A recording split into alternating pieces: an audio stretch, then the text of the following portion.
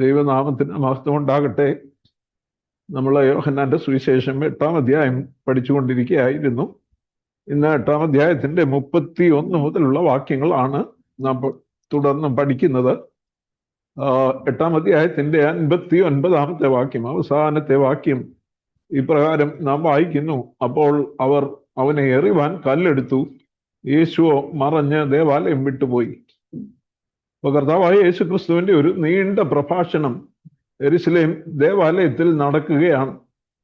അത് കേൾക്കുവാൻ കൂടാരപ്പെരുന്നാളിൽ കൂടി വന്നവരിൽ, കൂടാരപ്പെരുന്നാളിന് ശേഷവും യെരുശലേമിൽ താമസിക്കുന്നവരും, യഹൂദ മതമേധാവികളും പരീശന്മാരും ശാസ്ത്രിമാരും അടക്കമുള്ള വലിയൊരു ജനം, മാത്രമല്ല യെരുശലേമ്യരിൽ ചിലർ എന്ന് പറയുമ്പോൾ യെരുശലേമിൽ താമസിക്കുന്നവരുണ്ട്, പല സ്ഥലത്തു നിന്ന് വന്നവരുണ്ട്. അവരെല്ലാം കർത്താവിനെ ശ്രവിക്കുകയാണ്. ദിവസങ്ങൾ 1-2 ദിവസം കൂടെ കൂടാരപ്പെരുന്നാളിന്റെ അവസാന ദിവസത്തിന് ശേഷം നീണ്ടതായിട്ടുള്ള ഒരു പ്രഭാഷണം. യേശു ദേവാലയം വിട്ടുപോയി എന്ന് 8-ാം അധ്യായത്തിന്റെ ഒടുവിൽ പറയുമ്പോൾ അതുവരെയുള്ള സംഭാഷണം മുഴുവൻ ഈ ദേവാലയത്തിൽ വെച്ച് നടന്നു എന്ന് നമുക്ക് മനസ്സിലാക്കുവാനായിട്ട് കഴിയും. അപ്പോൾ യേശു ദേവാലയത്തിൽ തന്റെ പ്രഭാഷണം തുടരുന്നു. യേശുവിനെ എതിർക്കുന്ന പല യഹൂദന്മാരും അവിടെ ഉണ്ടായിരുന്നു. എങ്കിലും 8-ാം അധ്യായത്തിന്റെ 30-ാമത്തെ വാക്യം പറയുന്നത്, അവൻ ഇങ്ങനെ സംസാരിച്ചു കൊണ്ടിരിക്കുമ്പോൾ പലരും അവനിൽ വിശ്വസിച്ചു.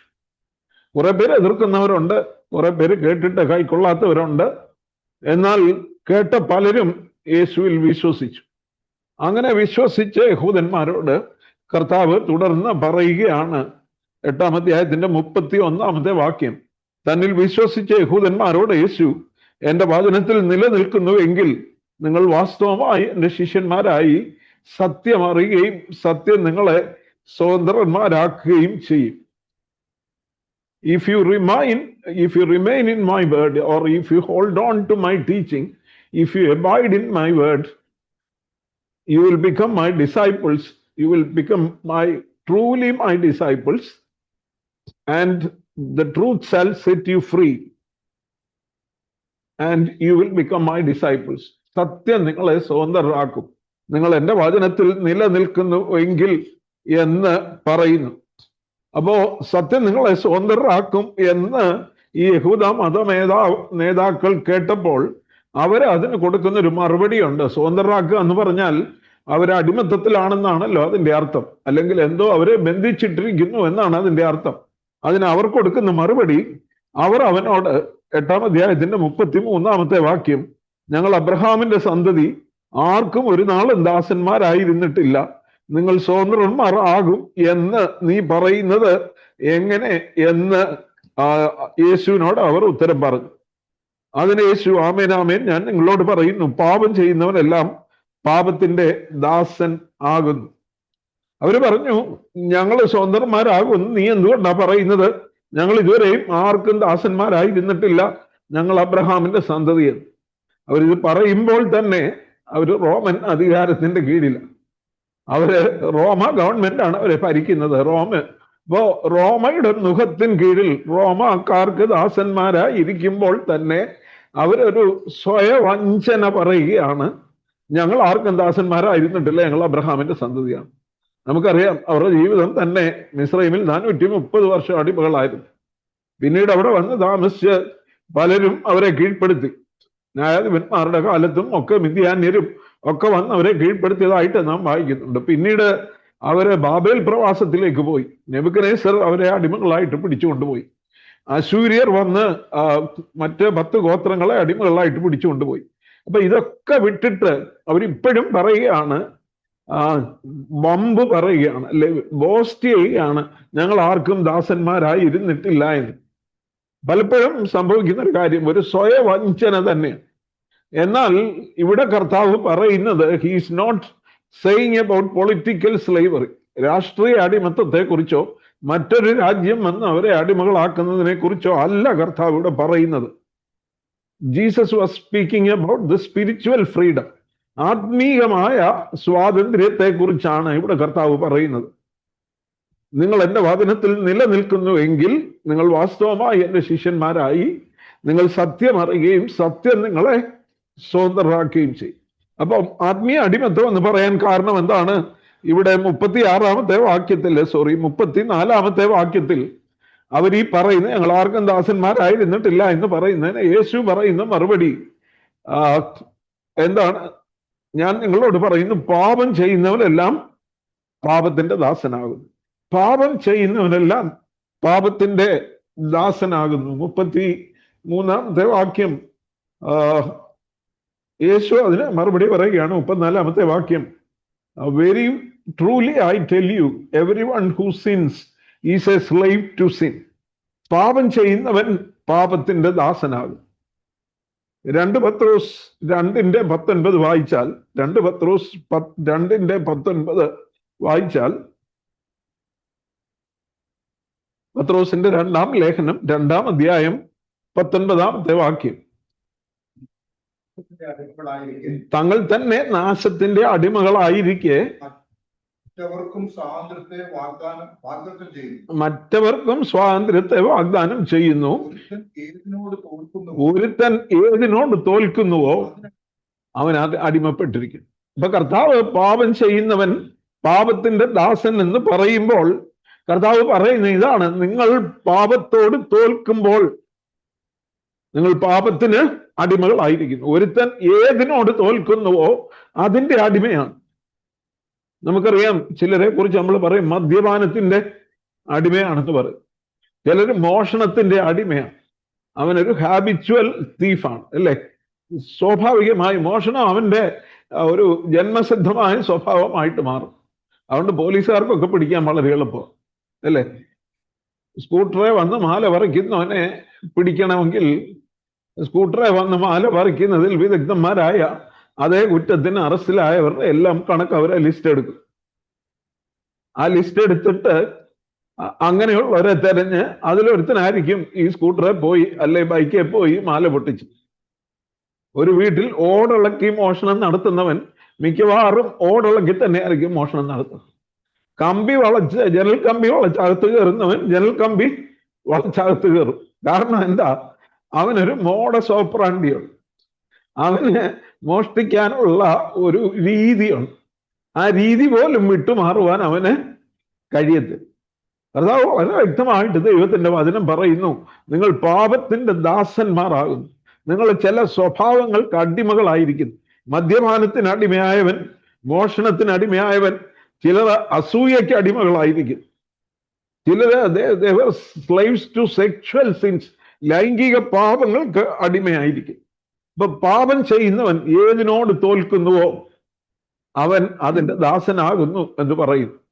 ഇന്ത്യക്കാര് ബ്രിട്ടീഷുകാരോട് തോറ്റപ്പോഴാണ് ബ്രിട്ടീഷുകാർക്ക് അടിമയായത്. നാം പാപത്തോട് തോൽക്കുന്നുവെങ്കിൽ, പാപത്തോട് പോരാടി ജയിക്കുന്നില്ല എങ്കിൽ നാം പാപത്തിന് അടിമകളാണ്. ഏതിനോട് തോൽക്കുന്നുവോ നാം അതിന് അടിമകളാണ്. എന്നാൽ വിടുതൽ എങ്ങനെ സാധ്യമായി തീരും?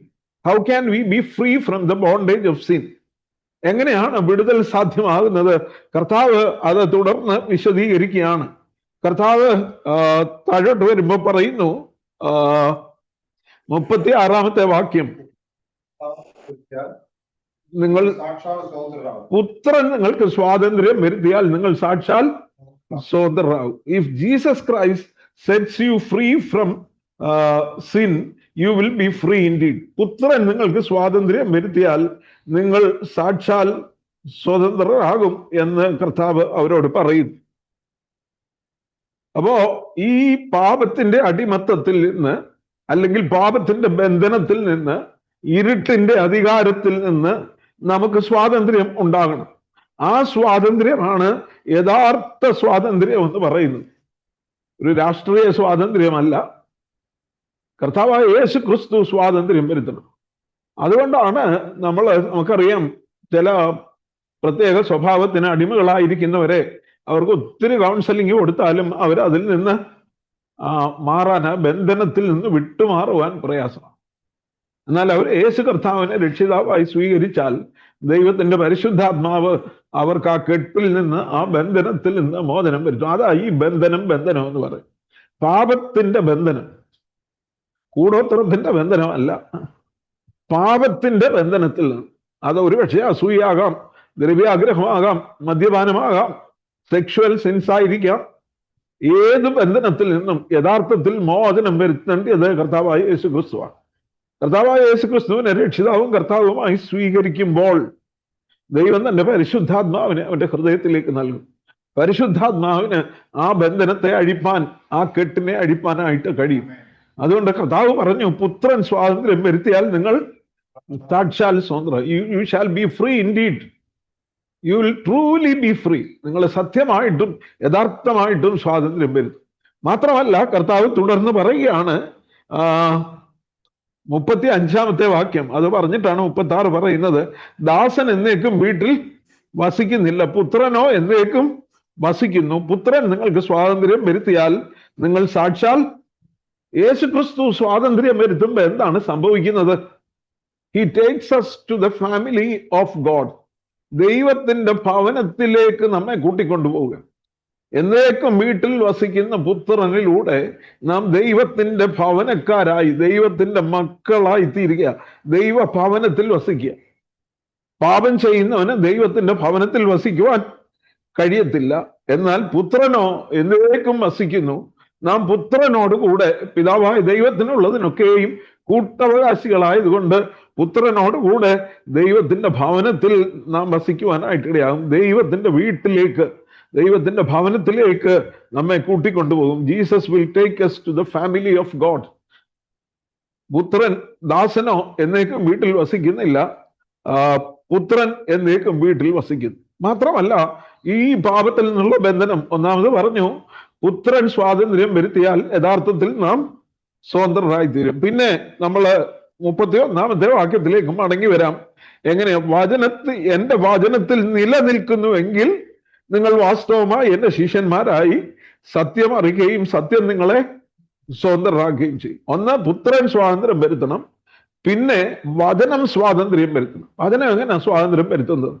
പുത്രൻ സ്വാതന്ത്ര്യം വരുത്തുമ്പോൾ, യേശുക്രിസ്തുവിനെ രക്ഷിതാവും കർത്താവുമായി സ്വീകരിക്കുമ്പോൾ ദൈവം തന്റെ പരിശുദ്ധാത്മാവിനെ നൽകിക്കൊണ്ട് ആ സ്വാതന്ത്ര്യ പ്രക്രിയയ്ക്ക് തുടക്കമിട്ടു. പക്ഷേ ആ സ്വാതന്ത്ര്യത്തിൽ നിലനിൽക്കണമെങ്കിൽ, ആ ബന്ധനങ്ങൾ അഴിഞ്ഞു പോകണമെങ്കിൽ, എന്നേക്കുമായി പോകണമെങ്കിൽ നാം വചനത്തിൽ നിലനിൽക്കണം. യോഹന്നാന്റെ സുവിശേഷം 8-ാം അധ്യായത്തിന്റെ 31-ാമത്തെ വാക്യം, അത് ഇംഗ്ലീഷില് ESV ട്രാൻസ്ലേഷനിൽ, ഇംഗ്ലീഷ് സ്റ്റാൻഡേർഡ് വേർഷനിൽ ഇപ്രകാരമാണ് പറയുന്നത്. So Jesus said to the Jews who had believed him. വിശ്വസിച്ചവരോടാണ് കർത്താവ് ഇത് പറയുന്നത്. തന്നിൽ വിശ്വസിച്ച യഹൂദന്മാരോട് പറയുന്നു, if you abide in my word, നിങ്ങൾ എന്റെ വചനത്തിൽ വസിച്ചാൽ, you are truly my disciples and truth shall set you free. സത്യം, you will know the truth and truth will set you if you abide in my word. അപ്പോ ഈ ബന്ധനത്ത് അഴിഞ്ഞു പോയി ഈ ഇതിൽ നിലനിൽക്കണമെങ്കിൽ എന്തോ വേണം? ദൈവത്തിന്റെ വചനത്തിൽ നാം നിലനിൽക്കണം. ദൈവത്തിന്റെ വചനം നമ്മിൽ വസിക്കണം. ദൈവത്തിന്റെ വചനമാണ് ശുദ്ധീകരിക്കുവാനായിട്ട്, സാങ്ക്ടിഫിക്കേഷന് വേണ്ടി ദൈവം തന്നിരിക്കുന്നതിന് സാങ്ക്ടിഫിക്കേഷൻ ഏജന്റ് എന്ന് പറയുന്നത് ദ വേർഡ് ഓഫ് ഗോഡ്. നമുക്ക് വേദപുസ്തകത്തിൽ ഇന്ന് യോഹന്നാന്റെ സുവിശേഷം 15-ാം അധ്യായത്തിന്റെ 3-ാമത്തെ വാക്യം വായിച്ചാല്, യോഹന്നാന്റെ സുവിശേഷം 15-3,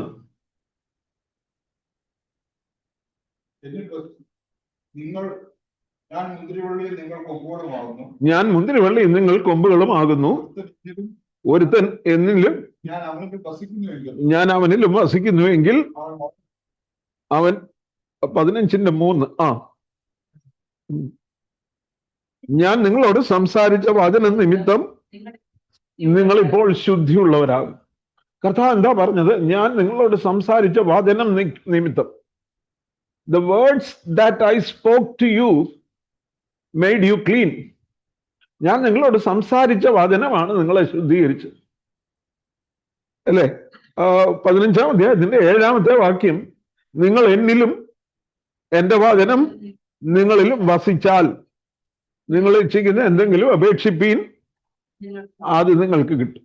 അപ്പോ ക്രിസ്തുവിൽ വസിക്കുക, യേശു ക്രിസ്തുവിൽ വസിക്കുക എന്ന് പറയുമ്പോൾ അതിൻ്റെ ഒരു കണ്ടിന്യൂസ് പ്രോസസ് എന്ന് പറയുന്നത് ദൈവത്തിന്റെ വചനം നമ്മിൽ വസിക്കണം. എന്റെ വചനം നിങ്ങളിൽ, if you abide in me, then the word of God, the words that I spoke, ഞാൻ സംസാരിച്ച വചനം നിങ്ങളിൽ വസിക്കണം. കർത്താവായ യേശു ക്രിസ്തു ഈ ലോകത്തിൽ വന്ന് ജീവിച്ചു, നമ്മെ വഴി നടത്തുവാനായിട്ട് അവൻ തന്റെ വചനം നമുക്ക് തന്നു. ദൈവത്തിന് നമ്മോട് പറയാനുള്ളതെല്ലാം നമ്മോട് അരുളി ചെയ്തത് തന്റെ പുത്രനായ യേശു ക്രിസ്തുവിലൂടെ. Jesus Christ is the last word of God to humanity എന്നവർ. മനുഷ്യരാശിയോട് ദൈവത്തിന് സംസാരിക്കാനുള്ളതെല്ലാം പണ്ട് പ്രവാചകന്മാരിലൂടെ, പിതാക്കന്മാരിലൂടെ ഭാഗമായിട്ടും വിവിധമായിട്ടും സംസാരിച്ചു. ഈ അന്ത്യകാലത്ത് പുത്രൻ മുഖാന്തരം നമ്മോട് സംസാരിച്ചു. He's the final word of God. ആ വചനമാണ് നമ്മെ ശുദ്ധി ചെയ്യുന്നത്. പിന്നീട് അപ്പോസ്തലന്മാരിലൂടെ ആ വചനം നമുക്ക് തന്നെങ്കിലും അപ്പോസ്തലന്മാരിലൂടെ സംസാരിച്ചതും കർത്താവായ യേശു ക്രിസ്തു. യേശു ക്രിസ്തുവിന്റെ വെളിപ്പാടുകളാണ്, അല്ലേ? അപ്പോസ്തലനായ പൗലോസ് പറയുന്നു, ഞാൻ മനുഷ്യരിൽ നിന്നൊന്നും പ്രാപിച്ചിട്ടില്ല, എനിക്ക് മുമ്പേ അപ്പോസ്തലന്മാരായവരുടെ അടുക്കൽ ഞാൻ ചെന്നിട്ടില്ല, എനിക്കൊരു പ്രത്യേക വെളിപ്പാടിനാൽ കർത്താവ് നേരിട്ട് തന്നതാണെന്ന് ഗലാത്യ ലേഖനത്തിൽ പറയും. അതുകൊണ്ട് അപ്പോസ്തലന്മാരിലൂടെ സംസാരിച്ചതും കർത്താവായ യേശു ക്രിസ്തു തന്നെയാണ്. അപ്പം ഞാൻ നിങ്ങളോട് സംസാരിച്ച വചനം നിമിത്തം നിങ്ങൾ ശുദ്ധിയുള്ളവരാകുന്നു എന്ന് കർത്താവ് പറയുമ്പോൾ ആ ദൈവത്തിന്റെ വചനം ആണ് നമ്മെ ശുദ്ധീകരിക്കുന്നതെന്ന് നാം മനസ്സിലാക്കണം. ഇത് തന്നെ കർത്താവിന്റെ മഹാപൗരോഹിത്യ പ്രാർത്ഥനയിൽ കർത്താവ് യോഹന്നാന്റെ സുവിശേഷം 17:17 നമുക്ക് എല്ലാവർക്കും അറിയാവുന്നൊരു വാക്യമാണ്. കർത്താവ് പ്രാർത്ഥിക്കുകയാണ്. യോഹന്നാന്റെ സുവിശേഷം 17:17, സത്യത്താൽ അവരെ വിശുദ്ധീകരിക്കണമേ, നിന്റെ വചനം സത്യമാകും. സത്യത്താൽ അവരെ വിശുദ്ധീകരിക്കണമേ, നിന്റെ വചനം സത്യമാകും.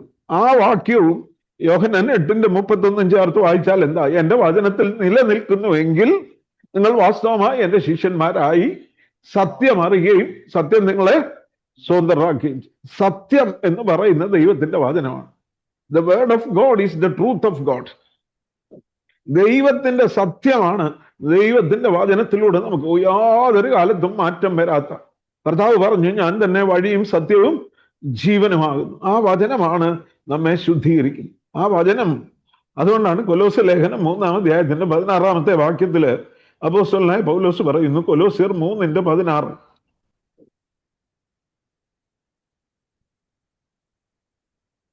സങ്കീർത്തനങ്ങളാലും സ്തുതികളാലും ആത്മീയ ഗീതങ്ങളാലും തമ്മിൽ സംസാരിച്ചും നിങ്ങളുടെ ഹൃദയങ്ങളിൽ ക്രിസ്തുവിന് പാടിയും ഇങ്ങനെ ക്രിസ്തുവിന്റെ വചനം നിങ്ങളുടെ ഹൃദയങ്ങളിൽ ഐശ്വര്യമായി വസിക്കട്ടെ. ഒന്ന് വായിച്ചാട്ടെ.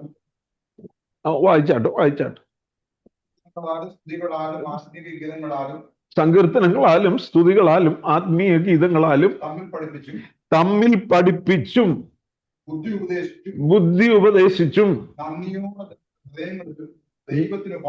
നന്ദിയോടെ നിങ്ങളുടെ ഹൃദയങ്ങളിൽ ദൈവത്തിന് പാടിയും ഇങ്ങനെ ക്രിസ്തുവിന്റെ വചനം ഐശ്വര്യമായി സകല ജ്ഞാനത്തോടും കൂടെ നിങ്ങളിൽ വസിക്കട്ടെ. അപ്പൊ ദൈവത്തിന്റെ വചനം, let the word of God richly dwell in you എന്നാ പറയുന്നത്. ഐശ്വര്യമായി, ധാരാളമായി, സമ്പൽ സമൃദ്ധമായി നിങ്ങളുടെ ഹൃദയങ്ങളിൽ വസിക്കണം. അതിനെന്തോ വേണം? തമ്മിൽ പഠിപ്പിക്കണം, ബുദ്ധി ഉപദേശിക്കണം. നമ്മൾ കൂടി വരുമ്പോ എന്തിനു വേണ്ടിയാ കൂടി വരുന്നത്? അന്യോന്യം ദൈവത്തിന്റെ വചനം എനിക്ക് ലഭിച്ച ആലോചന ഇതാണ്, അതാണ് പങ്കിടേണ്ടത്, അല്ലേ? അവിടെ കേട്ട കാര്യവും ഇവിടെ കേട്ട കാര്യവും ഒന്നുമല്ല പറയേണ്ടത്. കൂടി വരുമ്പോൾ തമ്മിൽ പഠിപ്പിക്കണം, ബുദ്ധി ഉപദേശിക്കണം, നിങ്ങളുടെ ഹൃദയങ്ങളിൽ ദൈവത്തിന് പാടണം, നന്ദി കരയറ്റണം. ഇങ്ങനെയാണ് ദൈവത്തിന്റെ വചനം നമ്മുടെ ഹൃദയങ്ങളിൽ വസിക്കണം. ആ സത്യത്താൽ, ആ വചനത്തിന്റെ സത്യത്താലാണ് നാം വിശുദ്ധീകരിക്കപ്പെടുന്നത്. അതുകൊണ്ട് പ്രിയമുള്ളവരെ, നമ്മൾ വിശുദ്ധമായ ഒരു ജീവിതം നയിക്കണമെങ്കിൽ കർത്താവ് പറഞ്ഞു, ഞാൻ നിങ്ങളോട് സംസാരിച്ച വചനം നിമിത്തം നിങ്ങൾ ഇപ്പോൾ ശുദ്ധിയുള്ളവരാകും. നിന്റെ വചനം സത്യമാകുന്നു, സത്യത്താൽ അവരെ വിശുദ്ധീകരിക്കണം. 1 തീമോഥെയോസ് 4:5 നാം വായിക്കുന്നു, ദൈവവചനത്താലും പ്രാർത്ഥനയാലും വിശുദ്ധീകരിക്കപ്പെടുന്നവർ. അപ്പൊ ദൈവവചനം ഐശ്വര്യമായി നമ്മുടെ ഹൃദയങ്ങളിൽ വസിക്കുന്നു എങ്കിൽ, വസിക്കണേൽ എന്തോ ചെയ്യണം? We should meditate upon the word of God. ദൈവവചനം ധ്യാനിക്കണം, അതിന് സമയമെടുക്കണം. ഒരു ദിവസം ആരംഭിക്കുമ്പോൾ എങ്ങനെയാ ഒരു ദിവസം ആരംഭിക്കുന്നത്? ദൈവവചനം കൊണ്ട് ആരംഭിക്കണം. മറ്റാരെങ്കിലും പറയുന്നത് കേൾക്കുന്നതിന് മുമ്പ് ദൈവം നമ്മോട് പറയുന്നത് കേൾക്കണം. ലോകത്തിന്റെ ശബ്ദം കേൾക്കുന്നതിന് മുമ്പ്, ഫോണിൽ ആരോടെങ്കിലും സംസാരിക്കുന്നതിന് മുമ്പ്, ഒരു വാട്സാപ്പ് മെസ്സേജ് കേൾക്കുന്നതിന് മുമ്പ്, ഒരു യൂട്യൂബ് വീഡിയോ കാണുന്നതിന് മുമ്പ്, പത്രം വായിക്കുന്നതിന് മുമ്പ് ദൈവം നമ്മോട് സംസാരിക്കട്ടെ.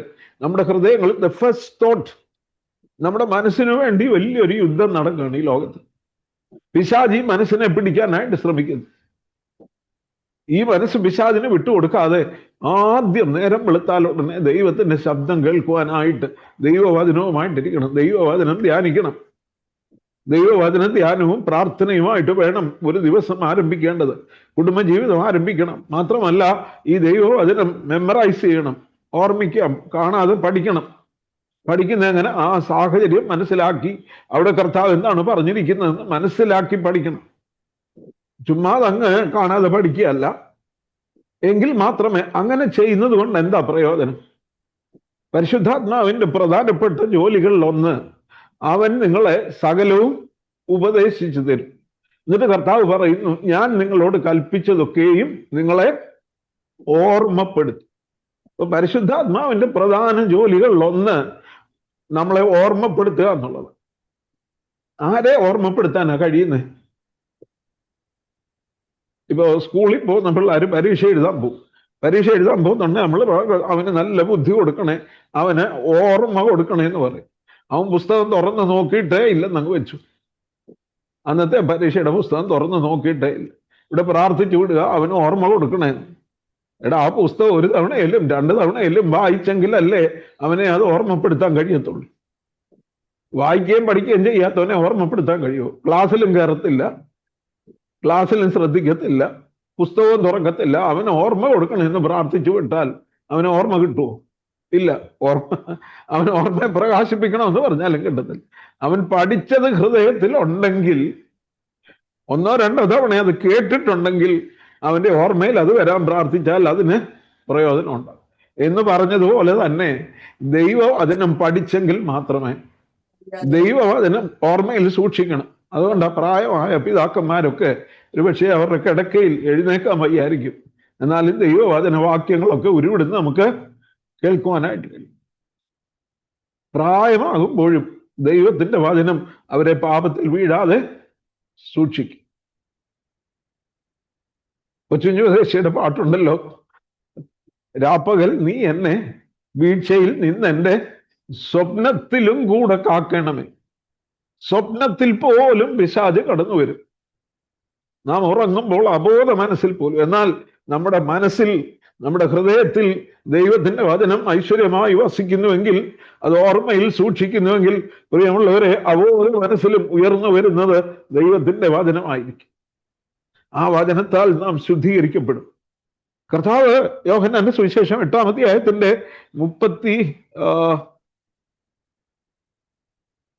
കർത്താവ് ഇവിടെ പറയുന്നുണ്ട്, എന്റെ വചനത്തിന് നിങ്ങളിൽ ഇടമില്ലായ്ക കൊണ്ട് 37-ാമത്തെ വാക്യം, നിങ്ങൾ അബ്രഹാമിന്റെ സന്തതി, you are physically the descendants of Abraham. ശാരീരികമായി നിങ്ങൾ അബ്രഹാമിന്റെ സന്തതിയാണ്, എങ്കിലും എന്റെ വചനത്തിന് നിങ്ങളിൽ ഇടമില്ലായ്ക കൊണ്ട് നിങ്ങൾ എന്നെ കൊല്ലുവാൻ നോക്കുന്നു. അവർ യേശുവിനെ കൊല്ലുവാൻ ശ്രമിക്കുന്ന മനുഷ്യരോടാണ് കർത്താവ് പറയുന്നത്. കാരണം 8-ാം അധ്യായത്തിന്റെ 59-ാമത്തെ വാക്യം പറയുന്ന, അവർ അവനെ എറിവാൻ കല്ലെടുത്തെന്ന്. യേശുവിനെ കൊല്ലാൻ അവർ നോക്കുക, എന്തി കൊടുക്കാം, എങ്ങനെ പിടിക്കാം. അവർ എറിവാൻ കല്ലെടുത്തു. പക്ഷെ യേശു ദേവാലയം വിട്ടുപോ എന്ന് പറഞ്ഞാണ് ഈ അധ്യായം അവസാനിക്കുന്നത്. അപ്പൊ കർത്താവരോട് പറയുകയാണ്, നിങ്ങൾക്ക് എന്റെ വചനത്തിന് നിങ്ങളിൽ you have no room for my words. ഞാൻ സംസാരിക്കുന്ന ഭാഷണത്തിന്. എന്നിട്ട് പിന്നെ പറയുന്നുണ്ട്, എന്റെ വചനം കേൾപ്പാൻ, 43-ാമത്തെ വാക്യം, എന്റെ വചനം കേൾപ്പാൻ നിങ്ങൾക്ക് മനസ്സില്ലായ്ക കൊണ്ടത്രേ. 43-ന്റെ തുടക്കം തൊട്ട് വായിക്കുക. എന്റെ ഭാഷണം നിങ്ങൾ ഗ്രഹിക്കാത്തത് എന്ത്? എന്റെ വചനം കേൾപ്പാൻ നിങ്ങൾക്ക് മനസ്സിൽ. കർത്താവ് നേരിട്ട് സംസാരിക്കുമ്പോഴും, ദൈവം തന്റെ പുത്രനെ അയച്ച് അവരോട് നേരിട്ട് സംസാരിക്കുമ്പോഴും അത് കേൾക്കാൻ അവർക്ക് മനസ്സില്ല. ആ വചനത്തിന് അവരുടെ ഹൃദയത്തിൽ ഇടം കൊടുക്കുന്നില്ല, അത് ശ്രദ്ധിക്കുന്നില്ല. അവർ കൊല്ലുവാൻ നോക്കിക്കൊണ്ടിരിക്കുക. കർത്താവിന്റെ ഭാഷണം അവർ ഗ്രഹിക്കുന്നില്ല. പ്രിയമുള്ളവരെ, നാം കണ്ടു, യഥാർത്ഥത്തിൽ പാപത്തിൽ നിന്ന് സ്വാതന്ത്ര്യം വേണമെങ്കിൽ, മോചനം വേണമെങ്കിൽ പുത്രൻ സ്വാതന്ത്ര്യം വരുത്തണം. പുത്രൻ സ്വാതന്ത്ര്യം വരുത്തിയാൽ നിങ്ങൾ സാക്ഷാൽ സ്വതന്ത്രമാകും. എന്നാൽ ആ സ്വാതന്ത്ര്യത്തിൽ നിലനിൽക്കണമെങ്കിൽ ദൈവത്തിന്റെ വചനത്തിലും നാം നിലനിൽക്കണം. ദൈവത്തിന്റെ വചനത്തിൽ നിലനിൽക്കുന്നുവെങ്കിൽ മാത്രമേ പാപത്തിൽ നിന്നുള്ള ഒരു കണ്ടിന്യൂസ് ഡെലിവറൻസ്, തുടർമാനമായ ഒരു വിടുതല് നമുക്ക് ലഭിക്കുകയുള്ളൂ. അതുകൊണ്ട് കർത്താവ് പറയുന്നു, നിങ്ങൾ എൻ്റെ വചനത്തിൽ നിലനിൽക്കുന്നുവെങ്കിൽ നിങ്ങൾ സത്യം അറിയുകയും സത്യം നിങ്ങളെ സ്വതന്ത്രരാക്കുകയും ചെയ്യും. ഞാൻ നിങ്ങളോട് സംസാരിച്ച വചനം നിമിത്തം നിങ്ങൾ ഇപ്പോൾ ശുദ്ധിയുള്ളവരാകുന്നു. കർത്താവിന്റെ വചനം നമ്മിൽ ഐശ്വര്യമായിട്ട് വസിക്കണം. കർത്താവ് ഈ ഭാഗത്ത് വിശദീകരിക്കുന്ന മറ്റൊരു പ്രധാനപ്പെട്ട സത്യം എന്നുള്ളത് ഇവിടെ പറയുന്നത് 42-ാമത്തെ വാക്യം.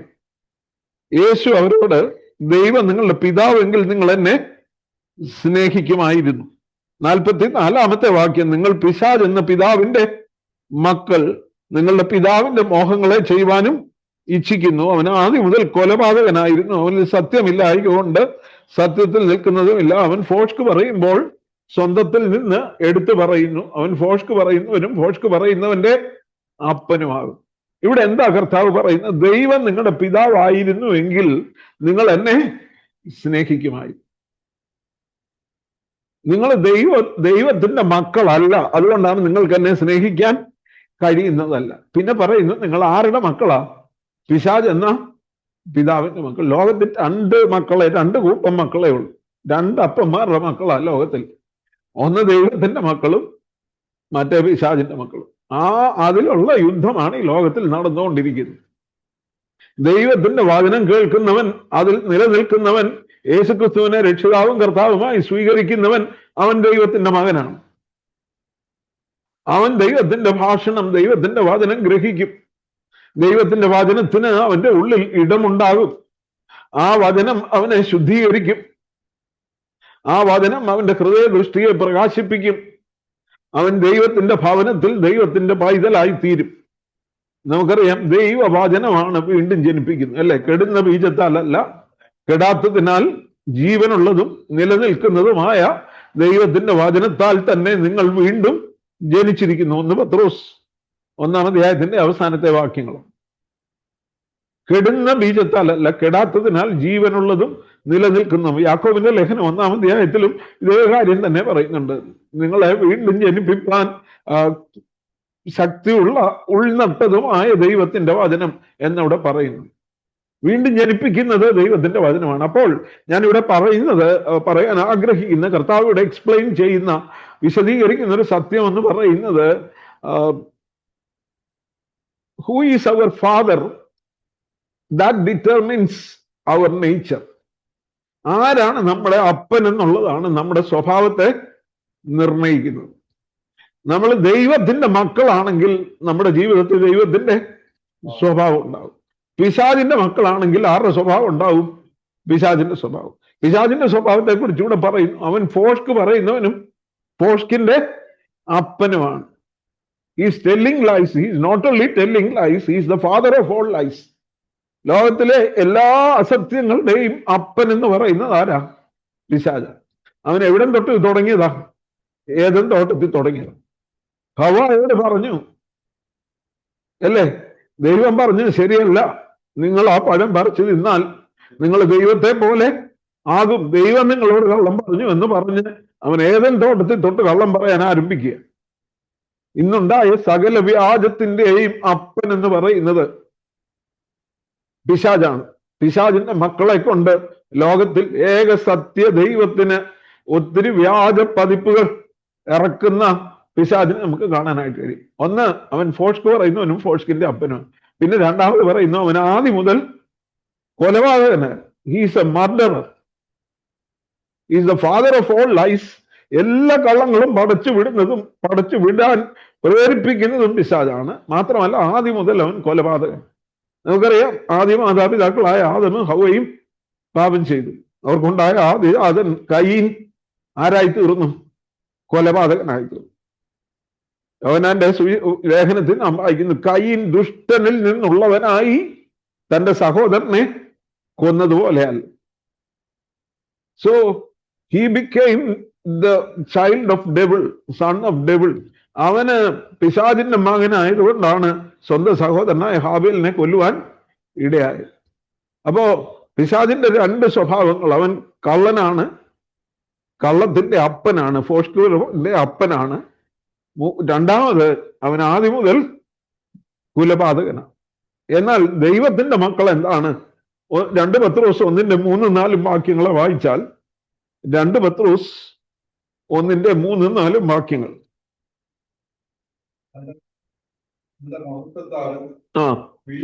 വിളിച്ചവന്റെ പരിജ്ഞാനത്താൽ അവന്റെ ദിവ്യശക്തി ജീവനും ഭക്തിക്കും വേണ്ടതൊക്കെ നമുക്ക് ദാനം ചെയ്തിരിക്കുന്നു.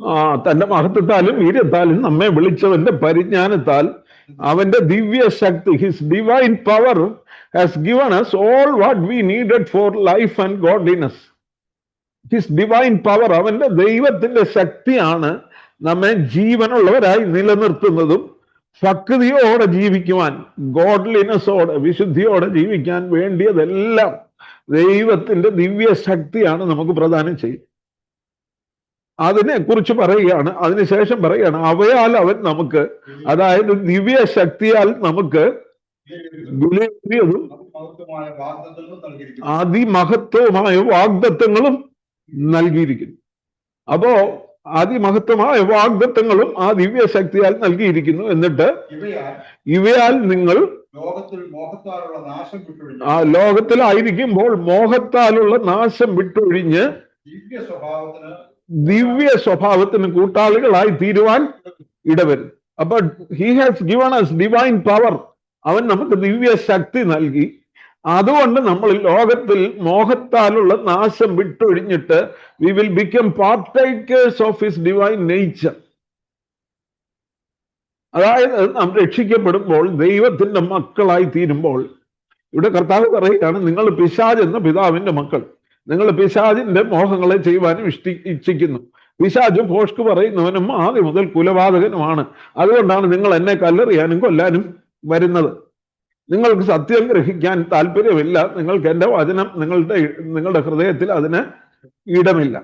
എന്നാൽ നിങ്ങൾ ദൈവത്തിന്റെ മക്കളാണെങ്കിൽ, നിങ്ങൾ അബ്രഹാമിന്റെ സന്തതി എന്ന് അവകാശപ്പെടുന്നുണ്ടല്ലോ. അബ്രഹാം എന്റെ വചനം ഗ്രഹിച്ചു. അബ്രഹാമിന്റെ വീട്ടിൽ യഹോവയായ ദൈവവും 2 ദൂതന്മാരും വന്നപ്പോൾ അവരെ സ്വീകരിച്ചു. ആ വചനം വിശ്വസിച്ചു. ദൈവം പറഞ്ഞ വചനം വിശ്വസിച്ച് അനുസരിച്ച് ചാർച്ചക്കാരെയും ഭവനത്തെയും എല്ലാം വിട്ടിറങ്ങിയ അബ്രഹാം 25 വർഷം കാത്തിരുന്നു. ദൈവത്തിന്റെ വചനത്തെ അതുപോലെ വിശ്വസിച്ചു, ദൈവത്തെ സ്നേഹിച്ചു, അനുസരിച്ചു. അവൻ ദൈവത്തിന്റെ സ്നേഹിതനെന്ന് പേർ പ്രാപിച്ചു. നിങ്ങൾ അബ്രഹാമിന്റെ സന്തതി എന്ന് അവകാശപ്പെടുന്നു. നിങ്ങൾ യഥാർത്ഥത്തിൽ അബ്രഹാമിന്റെ സന്തതി ആയിരുന്നെങ്കിൽ നിങ്ങൾ എന്നെ അബ്രഹാം സ്നേഹിച്ചതുപോലെ സ്നേഹിക്കുമായിരുന്നു. നിങ്ങൾക്ക് എന്നെ സ്നേഹിക്കുവാൻ കഴിയാത്തതും, നിങ്ങൾ എന്നെ കൊല്ലുവാൻ നോക്കുന്നതും, എന്റെ ഭാഷണം ഗ്രഹിക്കാത്തതും നിങ്ങൾ പിശാചിന്റെ മക്കളായതുകൊണ്ടാണ്. പിശാച് കള്ളം പറയുന്നവനും ആദ്യം മുതൽ കുലപാതകനുമാണ്. എന്നാൽ ദൈവത്തിന്റെ മക്കളായി തീരുന്നെങ്കിൽ, ദൈവത്തിന്റെ വചനം ഗ്രഹിക്കുന്നെങ്കിൽ എന്തോ സംഭവിക്കും?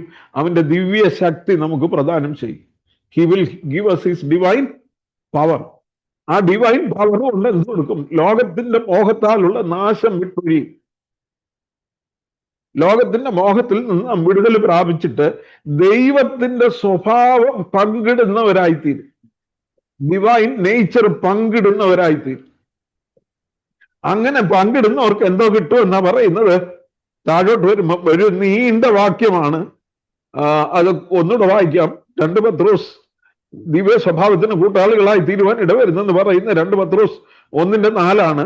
അതുകൊണ്ട് പറയുന്നു, ദിവ്യ സ്വഭാവത്തിന് കൂട്ടാളിയായി തീർന്നാൽ അത് നിമിത്തം തന്നെ നിങ്ങൾ സകല ഉത്സാഹവും കഴിച്ച് നിങ്ങളുടെ വിശ്വാസത്തോട് വീര്യവും, വീര്യത്തോട് പരിജ്ഞാനവും, പരിജ്ഞാനത്തോട് ഇന്ദ്രിയവും, ഇന്ദ്രിയത്തോട് സ്ഥിരതയോട് ഭക്തിയോട് സഹോദരപ്രീതി സ്നേഹം കൂട്ടിക്കൊള്ളുന്നു. ഇവ നിങ്ങൾക്കുണ്ടായി വർദ്ധിക്കുന്നു എങ്കിൽ നിങ്ങൾ നമ്മുടെ കർത്താവായ യേശുക്രിസ്തുവിന്റെ പരിജ്ഞാനം സംബന്ധിച്ച് ഉത്സാഹമില്ലാത്തവരും നിഷ്ഫലന്മാരും ആയിരിക്കില്ല. ഇവിടെ ഡിവൈൻ നേച്ചർ ഉണ്ടാകുമ്പം ഉണ്ടാകുന്ന കാര്യം വിശ്വാസത്തോട് വീര്യവും, വീര്യത്തോട് അല്ലെ പരിജ്ഞാനവും പരിജ്ഞാനത്തോടെ ഇന്ദ്രിയജയവും ഇന്ദ്രിയത്തോടെ സ്ഥിരതയും സ്ഥിരതയോടെ ഭക്തിയും ഒക്കെ കൂടും. അതൊക്കെ കഴിയുമ്പോൾ എന്താ സംഭവിക്കുന്നത്? We will have the divine wisdom. 3 കാര്യങ്ങളാണ് ഇവിടെ പറയുന്നത്. ഒന്ന്, he will give us the divine power. ദിവ്യ ശക്തി നമുക്ക് തരും. ആ ഡിവൈൻ ശക്തി തരുന്നത്, ഡിവൈൻ പവർ തരുന്നത് കൊണ്ട്, ദിവ്യ ശക്തി തരുന്നത് കൊണ്ട് അവന്റെ ദിവ്യ സ്വഭാവത്തിന് കൂട്ടാളിയായിത്തീരും. ദിവ്യ സ്വഭാവത്തിന് കൂട്ടാളികളായി തീരുന്നവർക്ക് ദിവ്യമായ പരിജ്ഞാനം, ദൈവികമായ പരിജ്ഞാനം ലഭിക്കും. So divine power will lead us to divine nature, and divine nature will give us the divine wisdom. ഈ ലോകത്തിൽ ജ്ഞാനത്തോടെ ജീവിക്കാൻ, അതാ ദൈവത്തിന്റെ പരിജ്ഞാനം എന്ന് പറയുന്നത്. ഈ ലോകത്തിന് ആ പരിജ്ഞാനം അറിയത്തില്ല. ഈ ലോകത്തിന് ആ പരിജ്ഞാനം ഭോഷത്വമാണ്. അപ്പോസ്തലനായ പൗലോസ് പറയുന്നു, ദൈവത്തിന്റെ പരിജ്ഞാനം ലോകത്തിന് ഭോഷത്വമാണ്. യേശു ക്രിസ്തു ദൈവത്തിന്റെ ജ്ഞാനമാണ്. അവരാ പരിജ്ഞാനം അറിഞ്ഞിരുന്നെങ്കിൽ അല്ലെ തേജസ്സിന്റെ കർത്താവിനെ ക്രൂശിക്കയില്ലായി. അത് യഹൂദന്മാർക്ക് ഇടർച്ചയും അല്ലെ യവനന്മാർക്ക് ഭോഷത്വമെങ്കിലും രക്ഷിക്കപ്പെടുന്ന നമുക്കോ ദൈവശക്തിയാകും. കർത്താവ് ഇവിടെ പറയുകയാണ്, നിങ്ങൾ പിശാച് എന്ന പിതാവിന്റെ നമുക്ക് ലോകത്തിൽ 2 മക്കളെ ഉള്ളൂ. 2 ജനറേഷൻസേ ഉള്ളൂ അല്ലേ? ഒന്ന് ദൈവത്തിൽ നിന്ന് ജനിച്ചവരും ഒന്ന് പിശാചിൽ നിന്ന് ജനിച്ചവരും. ദൈവത്തിൽ നിന്ന് നാം ജനിക്കുന്നില്ല എങ്കിൽ നാം പിശാചിന്റെ മക്കളായിട്ട് ഇവിടെ തുടരുകയാണ് ചെയ്യും. പിശാചിനെ പോലെ അവന്റെ സ്വഭാവം കള്ളം പറയുന്നതും അല്ലെ കൊലപാതകം നടത്തുന്നതും, നമ്മളാരെയും കൊല്ലുന്നില്ലെങ്കിലും സഹോദരനോട് നിസാര എന്ന് പറഞ്ഞാൽ അഗ്നിനരകത്തിന് യോഗ്യനാകും. നമ്മുടെ വാക്കുകൊണ്ട് കൊലപാതകം നടത്താം. പിശാചിന്റെ സ്വഭാവം മുഴുവൻ നമ്മിൽ ആയിത്തീരാം. അബ്രഹാം ദൈവത്തെ സ്നേഹിച്ചു, നിങ്ങൾ അബ്രഹാമിന്റെ സന്തതി എന്ന് പറയുന്നു. അബ്രഹാം ദൈവത്തെ അനുസരിച്ചു. നിങ്ങൾക്ക് അബ്രഹാമിന്റെ സ്വഭാവം നിങ്ങളുടെ ജീവിതത്തിൽ പകർത്തുവാൻ താല്പര്യമില്ല. നിങ്ങൾ യഥാർത്ഥത്തിൽ ദൈവത്തെ അറിഞ്ഞിരുന്നെങ്കിൽ, അബ്രഹാമിന്റെ സന്തതി ആയിരുന്നുവെങ്കിൽ നിങ്ങൾ എന്നെ സ്നേഹിക്കുമായിരുന്നു, എന്റെ വചനത്തിന് നിങ്ങളിൽ ഇടം കണ്ടെത്തുമായിരുന്നു എന്ന് പറയുന്നു. You are the children of devil. നിങ്ങളുടെ പിതാവിന്റെ മോഹങ്ങളെ ചെയ്യുവാനും നിങ്ങൾ ഇച്ഛിക്കും. പിശാച് എന്തിനു വേണ്ടിയാ വരുന്നത്? യോഹന്നാന്റെ സുവിശേഷത്തിൽ തന്നെ വായിക്കുന്നു, കള്ളം വരുന്നത് അറുപ്പാനും മുടിപ്പാനും മോഷ്ടിപ്പാനും. To kill, steal and destroy. പ്രിയമുള്ളവരെ, ആ ദൈവത്തിന്റെ പരിജ്ഞാനം പ്രാപിക്കാത്തത് കൊണ്ട് ആ ഡിവൈൻ നേച്ചർ, ദൈവ ആരുടെ അപ്പനാന്ന് വെച്ചാൽ അപ്പന്റെ സ്വഭാവം മക്കള് കാണിക്കും. എൻ്റെ അപ്പൻ ആരാന്നുള്ളത് അനുസരിച്ചാണ് എൻ്റെ സ്വഭാവം.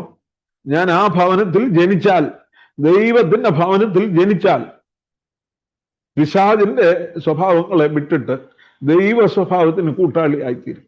ആ സ്വഭാവത്തിൽ നിലനിൽക്കുവാൻ ദൈവം തന്റെ ശക്തി എനിക്ക് പ്രദാനം ചെയ്യും. മാത്രമല്ല, ആ ദൈവിക പരിജ്ഞാനം എന്താണ് യഥാർത്ഥത്തിൽ നിലനിൽക്കുന്നതെന്നും, എന്താണ് യഥാർത്ഥത്തിൽ മൂല്യമുള്ളതെന്നും, എന്താണ് നിത്യമായതെന്നും മനസ്സിലാക്കുവാനായിട്ട് എനിക്ക് കഴിയും. കർത്താവ് യഹൂദന്മാരോട് അത് ദേവാലയത്തിൽ വെച്ച് തന്നെ പറയുകയാണ്. എന്നാൽ കർത്താവിന്റെ ഭാഷണം അവർ ഗ്രഹിക്കുന്നില്ല, അവന്റെ വചനം അവർ കൈക്കൊള്ളുന്നില്ല.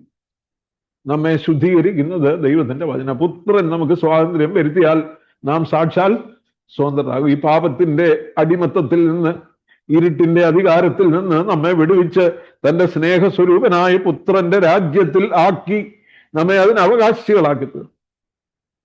പ്രിയമുള്ളവരെ, അതിനായിട്ട് നമ്മെ തന്നെ ഏൽപ്പിച്ചു കൊടുക്കാം. അങ്ങനെ ദൈവത്തിന്റെ പരിശുദ്ധാത്മാവ് നമ്മെ സഹായിക്കട്ടെ എന്ന് പറഞ്ഞുകൊണ്ട് എൻ്റെ വാക്കുകളെ അവസാനിപ്പിക്കുന്നു. നമ്മുടെ കണ്ണുകളെ അടയ്ക്കാം.